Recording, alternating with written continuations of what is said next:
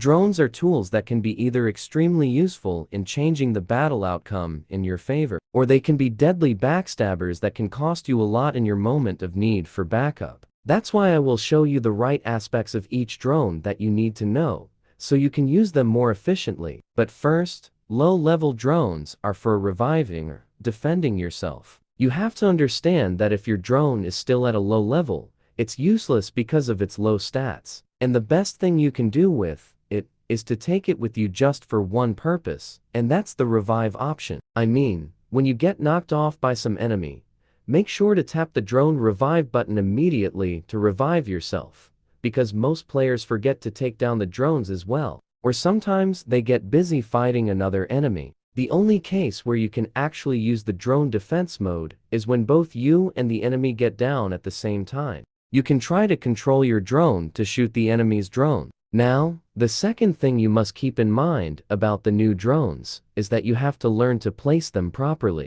as they are fragile and defenseless, especially when their abilities are being used. You need to protect your drone, otherwise it might be a big problem, instead of a helper. Also, each drone has its own unique abilities and weapon, which makes them more useful for some game modes and heroes than others.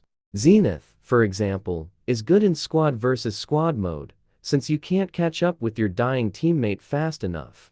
While MedPro is much more versatile in almost all modes and even heroes. You just need to upgrade it to level 4, at least to get enough health back. The guard on the other side have complicated uses and needs more skill, but I generally prefer to use it in the King of the Hill mode for heroes with high mobility, such as Ghost, Dragoon, and Sparkle, while the zone is shrinking, as it can simply make the enemy move in case he was camping. Although the guard is great, but has a dangerous ability. That's why it's important to know the radius of your drone explosion ability, and practice a few matches before using it. One more bonus tip.